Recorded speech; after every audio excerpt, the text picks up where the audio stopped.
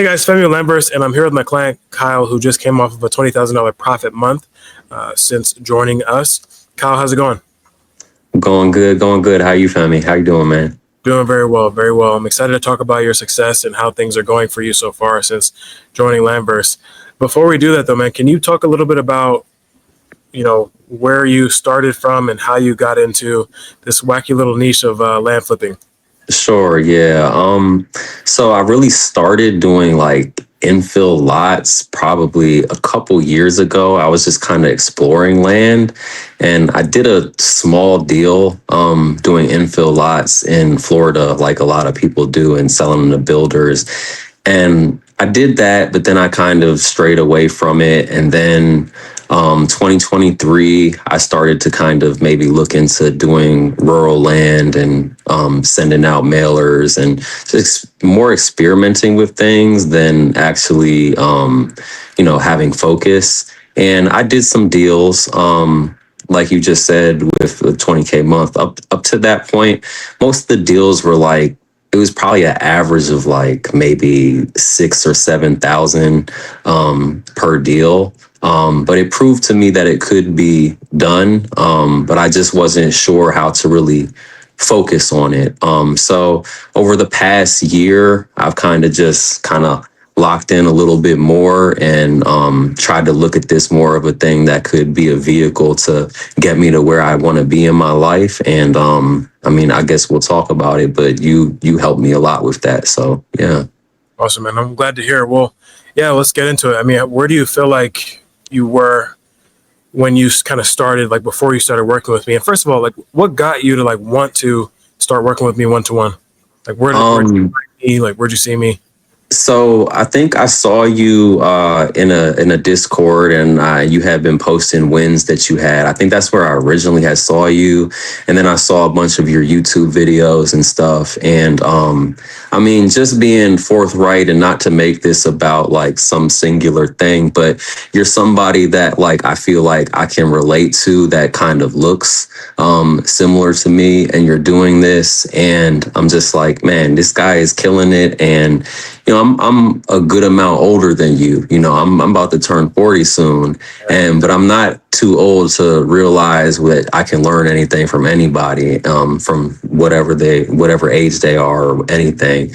So I saw what you were doing, and what attracted me was really your mindset on things, because as I was doing this and doing the smaller deals, I realized it was more about, it's about execution, but it's more about your personal growth along the way that will kind of get you to success. And I saw that in you, so I figured try to lock in. Awesome. And where do you feel like, since we started working together, like what's kind of some of the progresses that you've seen in you just mentioned personal growth, because I do talk about that a lot. Like when we do work together, that's a big proponent. It's not just about KPIs. Of course it is not just about mail, but there's also a whole nother side of that. Kind of how do you feel like you progressed since we started working together there? So, initially when I was doing deals, like I just would, if a deal came and it worked, I would do it. I wouldn't really chase it down beyond that. And I really wasn't really great at having tough conversations with people. I would shy away from that. And working with you, I've grown in that sense where I can just kind of, I don't hesitate, I don't pull away from those anymore. I realized that you make the call. It sounds super simple, but just make the call. Like, either you're going to be in a better position than you were today, or you're going to pretty much be in the same position that you are right now. So it helped me that, and in other areas of my life, and just kind of just talking to people and dealing with things with people, and just kind of maybe being patient and learning that you can. And it sounds like another obvious thing, but you can only control the things that you can control. And you should focus on like the inputs in whatever it is in your life, and let the results fall as they may. That's not saying to not put your all into anything, but some things you don't have control of, but the things that you do have control of is what you put everything into. And get the result from. So I think that's changed in other areas of my life with even, I mean, patience with my daughter, even, and Yeah. patience with, things like that. I So, think it's so interesting because, obviously we work together for me to help you grow your business, right? But then in helping you grow your business, like we get so close that you get to hear like how I think about things, and like I just tell you like if I see you struggling with something, then I'm like, oh well, this is how I would handle that, or this is how I handle that in the business, and like it's interesting because a lot of the things that happen in the business, it like the trials and tribulations that you go through, it's like the same kind of trials and tribulations that you just go through in life. So I think right. they all like they quantify, and I know you and I have had several conversations about that, which I just think that that's really cool because it seems like some of those lessons and some of those things have stuck, which is awesome.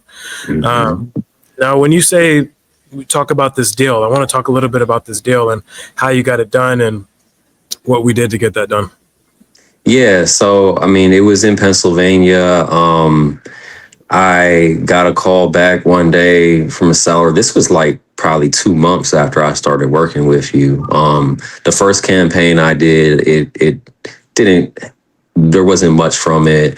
And then this campaign I did, like, I got people calling me back from this campaign that it kind of discouraged me a little bit, honestly, because there were like some racial things said from some people that would reach back out to me, and people calling me boy and stuff like that. But then there was just this one lead, and I just developed this kind of rapport with this lady.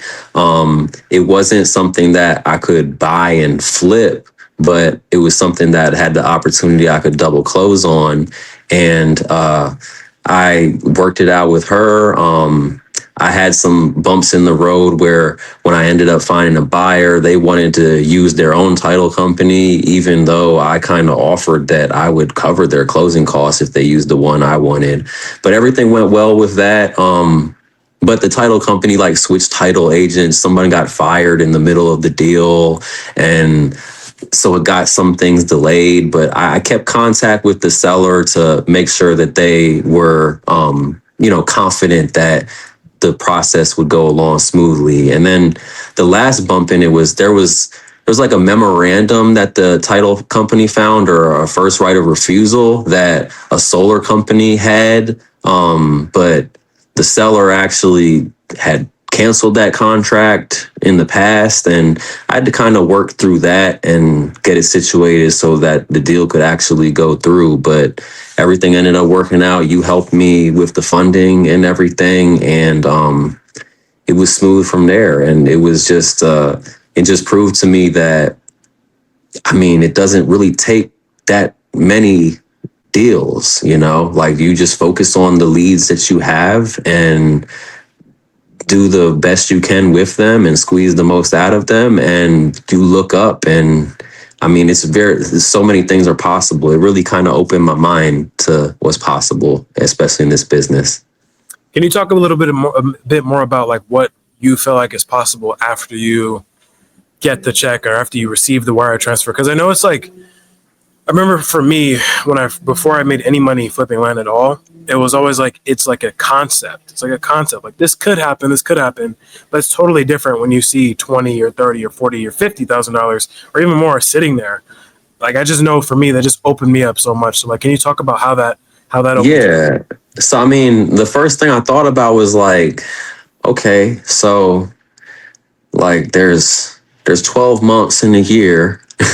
Like if I do one of these every month, like is that really, that's not really that far fetched to do, actually. Like it's not easy, but it's pretty simple. And if you just put the inputs in, like I said earlier, like I'm like, okay, you can probably get there. And it doesn't really take it doesn't take as much work as like a regular job that people do day to day.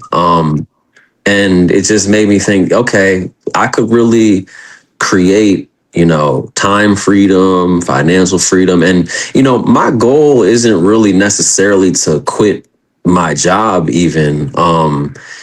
And I realized like I could really stack this on top of my job, and even put the time into where it's like a second job, and I can just layer it and keep building and building. And I'm like, 5 years from now, I could be in a position where I can, just help a lot of people, help my family. And one thing I want to say is that the financial part of it is great, but honestly, for me, it's a thing of, I have, we talk, and I got a 7-year-old or 6-year-old daughter. She'll be 7 here soon.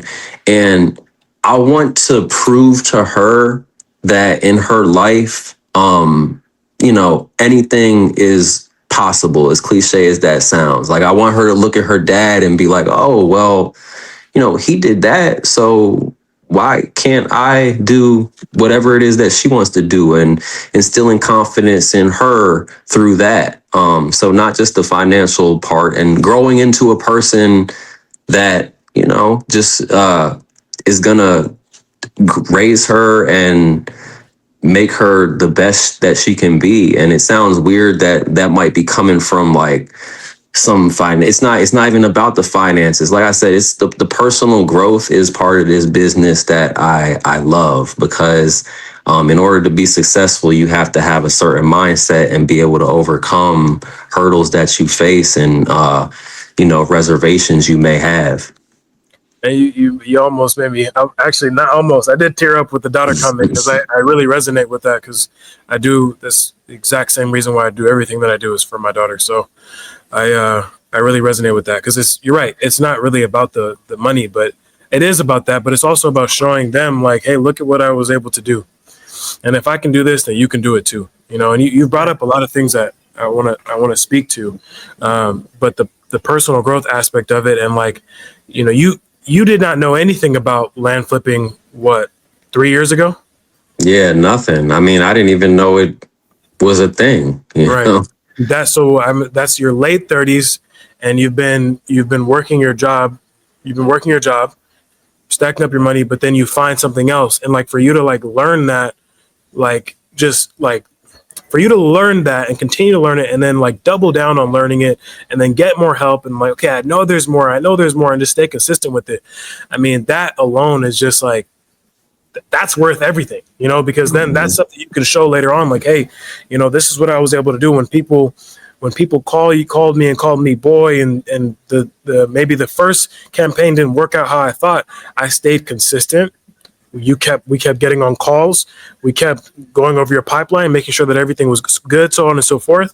And all the other things that we've done, I can't really talk about that on the call, but like all that stuff, just accountability, and to get to like, all right, cool. Now I've done this, and now I can do this every month. If I really want to, I can do it every month. I'm curious too, Kyle. Because you obviously like you found this later on, right? I found this pretty early on in my life. I was in my early 20s.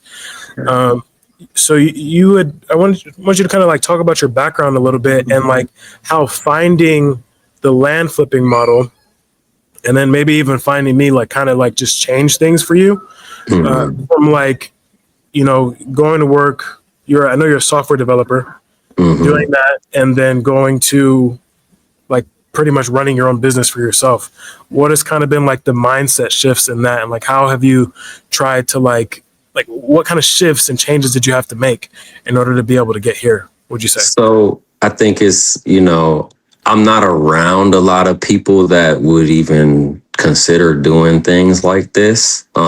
So that's one of them. And, I started out working in like the music industry and public relations. I lived in New York. I lived in this area that was pretty much the hood. And I didn't make a lot of money at my job. I started as an intern, and then I make like, I don't know, like $12 an hour.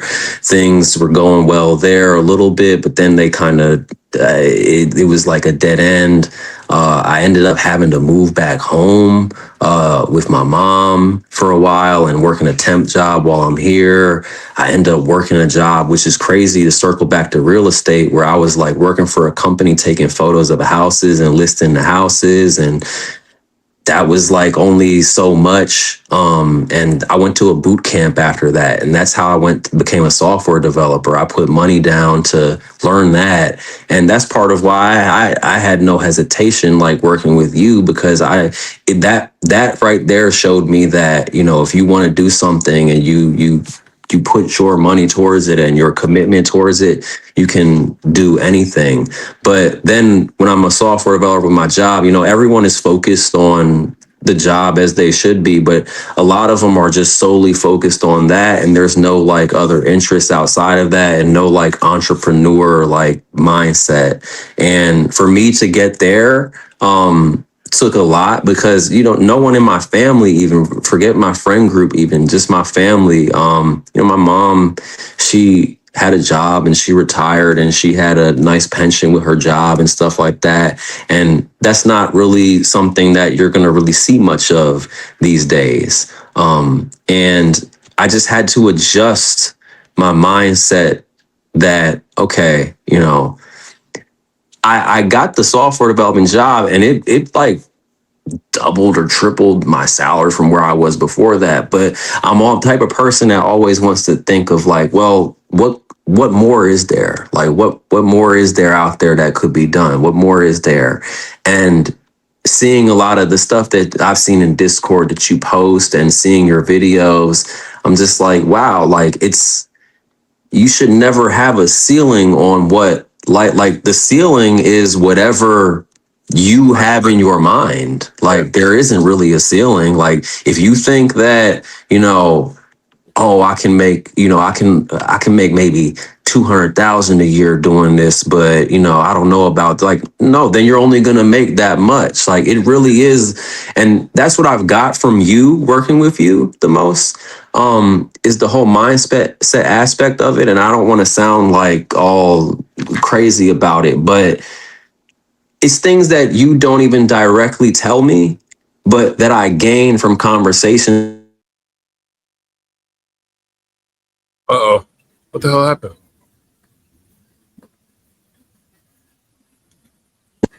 Sorry about that. I was getting the call right there. Oh, okay. Okay. I thought you died. I was like, wait. I thought the phone died. All right. Yeah. I didn't think you Nah, died. it was things I get from you, just little things in conversation of, you know, just kind of being observant of the way that you think about things. And, like, I'm not downing you, Femi, by saying this. I'm just saying, but if you can do it, then why can't I? Right? Hey, I'm a person, just Yeah, like that's what I mean. Yeah. so that's one thing that like I always try to get across.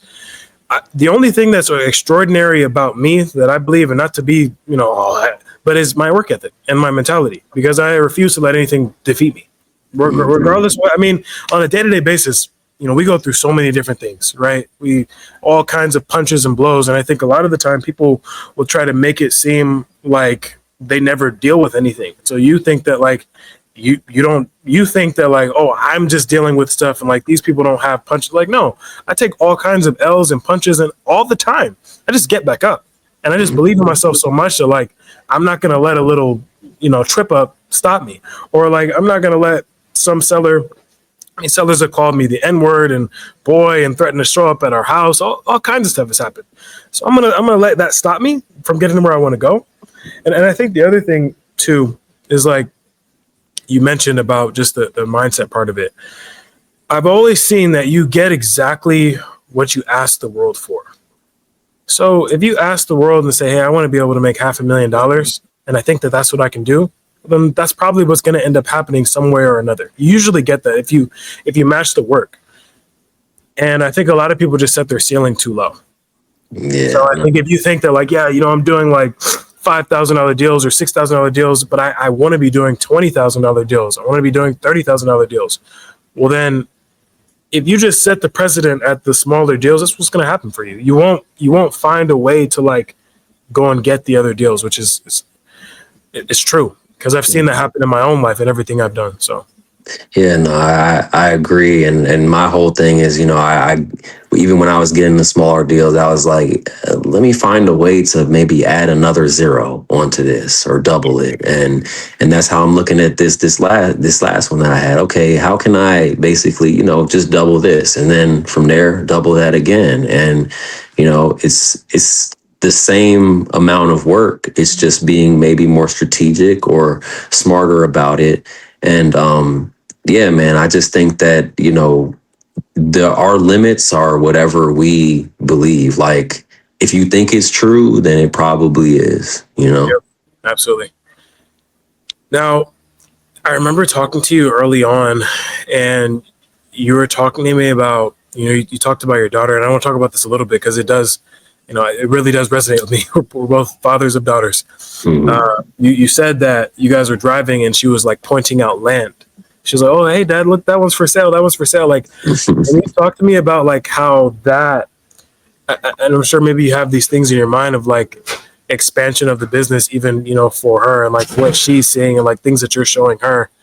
I just think that that's, I mean, as a father, I just think that that's really cool. So, Yeah, man. So like we were going on a trip to some of my family that lives in Buffalo, and along the way, like I don't know how she would. I guess it's just from her being around me and me doing it. She's like, "Daddy, look, land for sale." And I'm just like, "What?" Like she's in the back just saying that, and it's just, and she gets little things, and I'll be like, "Hold on, baby, I need to take this call. I need to do this or that," and then she's like looking at the screen. She's like, "Oh, you should buy that," and this, and that. Little things like that.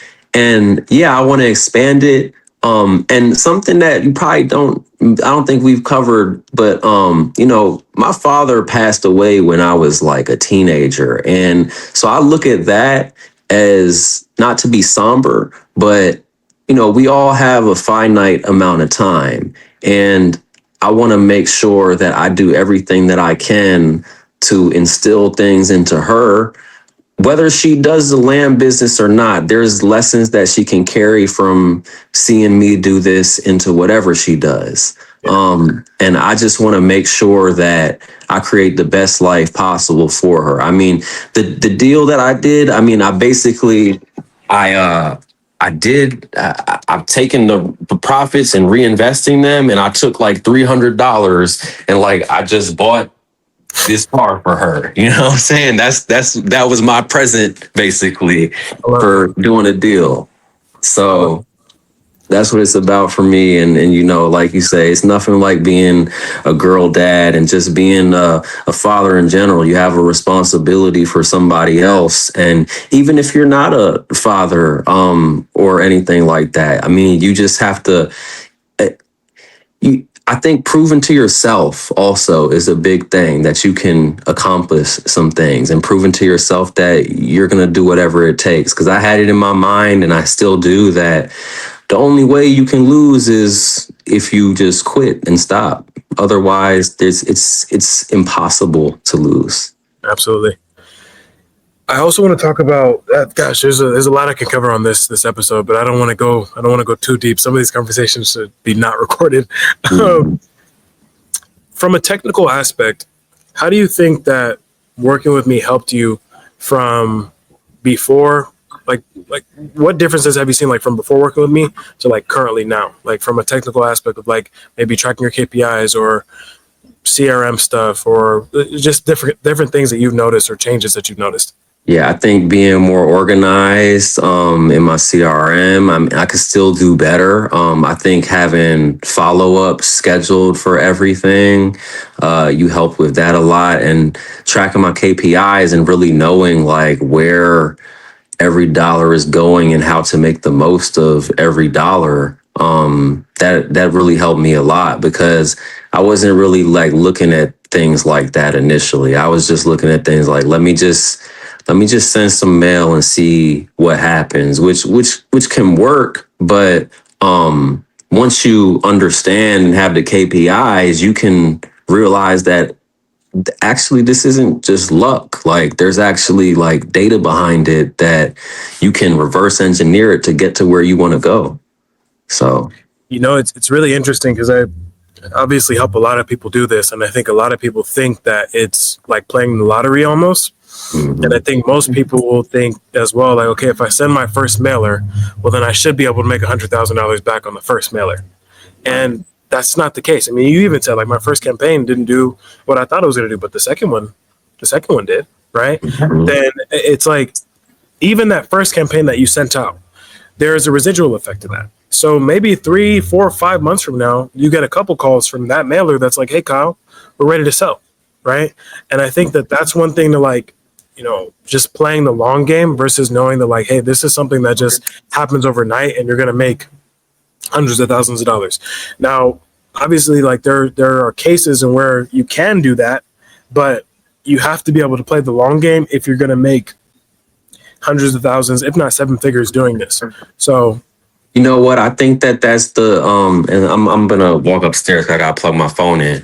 But I think that's the worst thing. Maybe I mean, in certain cases, that might be the worst thing that could happen to somebody because then their expectation is that's how easy it is, yeah, and it's really not. So, it just depends. it's like I can use like a Rocky 3 analogy, like how when Rocky, like now he has everything, and then when he loses, it's really really hard to get it back because now you have that early onset success. And I think that's like even for me, I had a lot of I took a lot of punches before I made any money. So even though like it happened relatively fast, there was a point like for months where I was just like falling forward and I was failing a lot, and I was getting called all kinds of names and people were saying all kinds of stuff to me. But then when the first one comes, it's like, okay, this is earned. So now it's not like you just take that money and you just go.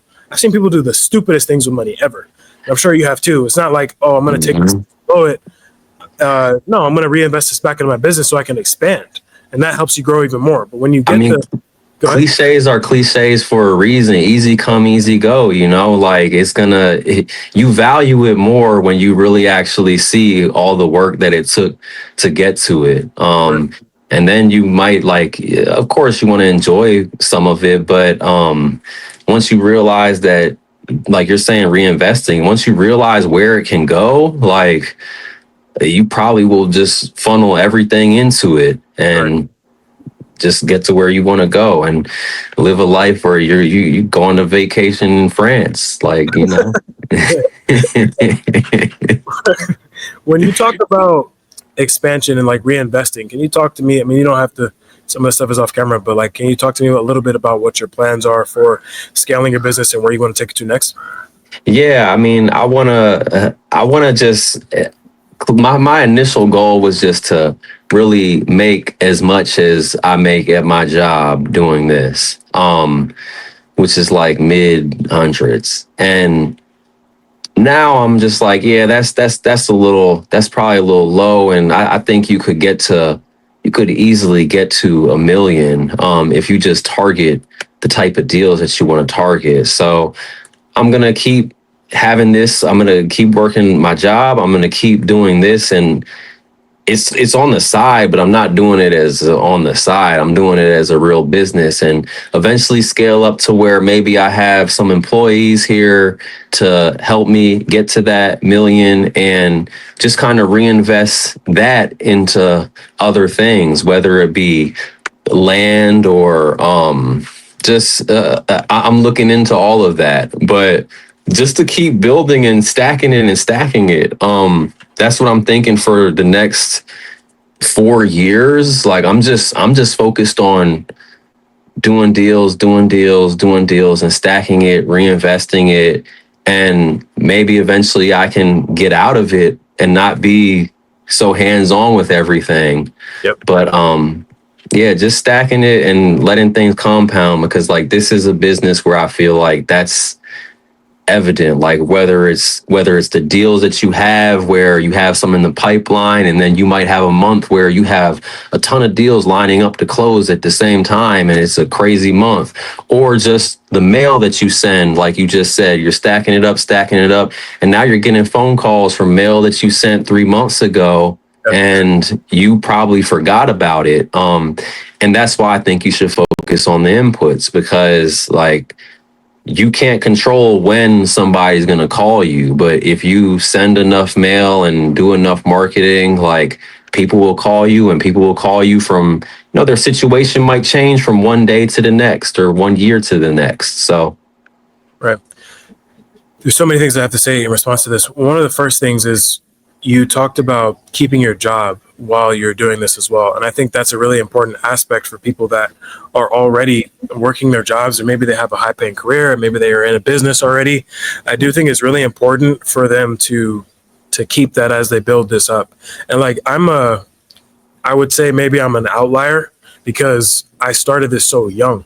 So I didn't really have, like, I was in college, I was an athlete, so all I had really really good credit, and I was able to take that risk because I had no kids, I didn't have anything, and so I just focused on that. But like for someone that's a little bit older, or maybe they've passed some of that time, it is really important to keep your W-2 or keep whatever business it is you have until this is at the point in which you're like, okay, I can comfortably quit the job now. mhm.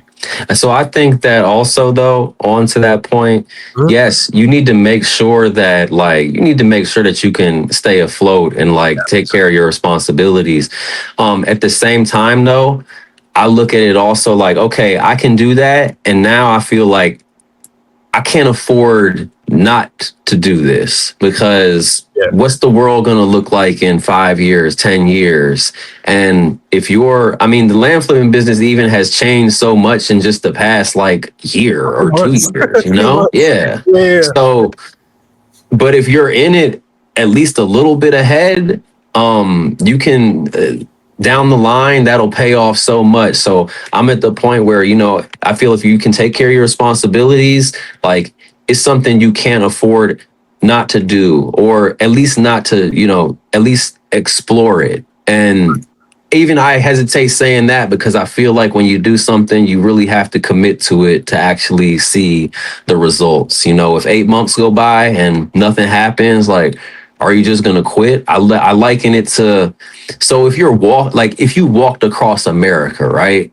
And you get to, I live in Virginia, so you get to, like, I don't know, Kansas, and like it just starts getting rough. Oh, like, you can't turn around now. Like, that's that. Again. Why? So it's exactly what it is. So, Yeah, that's exactly right. I think especially the entrepreneurial journey is not easy, and that's why it's really interesting to have your perspective, because you said, like, I didn't come from that mentality. Like, I didn't have the mentality of, like, you know, run your own business. I don't know anyone that's like that. From what I'm hearing, you're the first person to, like, that you probably know to have a business like this. And man, so I talk to people about this, and sorry, I just keep jumping yeah, yeah. in, Oh but no, go ahead. I talk to people about this, and like, they're just like, and it's just like, dang, man, like, if you Don't only get it. knew, like, the opportunity Yeah. that's here. And I'm not even just saying just with land flip, I'm just the opportunity of just like being self-sufficient in life. That's the big thing with this. When that check and that wire came in, like, I'm like, wow, like, You did it. I have control, Yep. actually. Yep. Like, nobody else has control over my life except me. And obviously, but if you're working a job, anything could happen. Something could happen where your boss fires you, your boss isn't around anymore, or whatever. But you put yourself in a position where you have a mindset now that you have control over everything, then it's a game changer. Yep. And gosh, man, it's really powerful to, like, be on this call with you and hear that, because I think that most people don't realize that. Like, the average person that might watch this, maybe they're trying to break into this, but they don't actually realize how powerful it is to, like, literally pay yourself. Like, when you Hmm. literally pay yourself and you realize, like, oh, I have control over this, and I'm the one that did this. I worked the deal. I was the one that handled the right of first refusal and handled all the problems. I handled all that, and I got paid way more than the average person, like five, six, seven times more than the average person gets paid on a monthly basis on one deal. So if I Hmm. just do a few of these deals a month, well, then now what happens? And I think that Exactly. that first click is what, like, changes everything for you. And whether, like, anyone can do this. Like, I think you said it earlier. Like, I'm not special. The only thing that makes me special is the fact that I've done this for so long and I've worked extremely hard. Like when I got to Kansas, I didn't turn around. I I swam and went to Nigeria. There you go. Yeah. But that's what it takes, right? Like you're gonna have to like put the calluses on your feet. You're gonna have to make the conversations. You're gonna have to do that. You're gonna have to figure out like, okay, well, why is it that I'm not getting results in that I want? Okay, well, let me evaluate it. What's going on here? What's broken? Right. And from land investors that come to me and their stuff is broken, or people that are completely brand new, or business owners from whatever, like you can evaluate things that are broken, you can fix them, and then you can take that and you have a blueprint to fix your cash flow and get to where you want to go. And I think that, this is just a vehicle, it's land flipping, but this is a very like entry level, easier vehicle to get into if you want to create that kind of cash flow for yourself. So I agree. And I mean, I want to double down on, reevaluating, making adjustments to things and really looking at things as, I think you put a video out recently where, don't ever compare yourself to anyone else. Like compare yourself to who you were yesterday and just try to push things forward a little bit every day, a little bit every day. And I think it was Kobe where he was saying that, he would practice a certain amount of times each day. And by the time he got to a certain level, he had done it so much that it was impossible for anybody to catch up with him because he was just consistent with everything. And with you, that's the thing that drew me to try to want to work with you, is because I see how dedicated you are. I see that you're passionate about this, and you're not somebody that's doing this to just have another like side thing of like, oh, now I got a coaching business to have another source of income. Like you're genuinely trying to help people out, because I see the excitement in you of how this has helped change your life, and you're trying to pay it forward to other people where you can help them with theirs. So much respect to you on that note. You didn't tell me to say none of this, but I think it's silly to basically, if you want to get somewhere, you usually put it in your GPS, right? You have a map to get somewhere. Like you're not gonna try to get to Hollywood and just get in your car and go, because what if it's Hollywood, Florida, and you end up in Hollywood, California,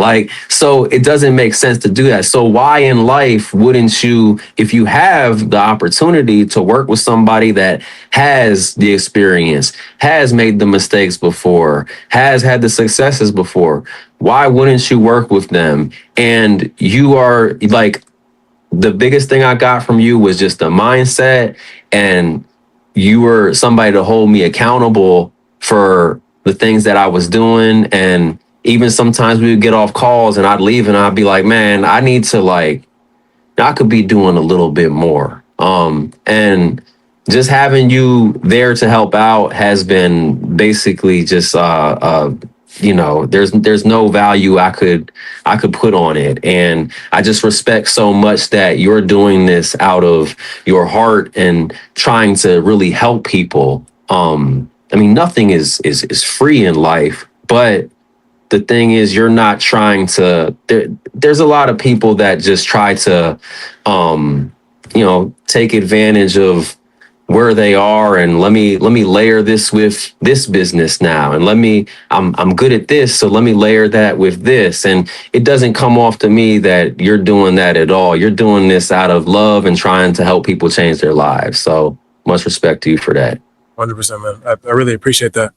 The last thing, man, you've completed what I like to call phase 1 and phase 2. Phase 1 is getting the mind acclimated to where we need to go. Phase 2 is actually seeing the proof of concept. Now, the rest of the phases are just scaling and getting you to that million. And so I look forward to getting back to work and having you back on here when you do accomplish that milestone. So of course, man, it's gonna happen, and I appreciate you having me on here, Femi. And once again, like thank you for everything. I want to reiterate to people that like, don't ever think you're to this or to that to learn something from somebody that's different from you, whether it's in age or anything else. Like you can learn anything from anybody, and Femi is a super valuable resource, and he's super like generous with his time, given he could be doing a lot of other things, but even the free content that he puts out on YouTube, like you can take that and make a big change. So Kyle, I really, really appreciate that. We will have you on our next episode. And yeah, no, we got some talking to do off camera, but I appreciate it, man. of course, bro. Alrighty. If you guys like the episode, make sure to like, subscribe, and I'll see you guys on the next episode.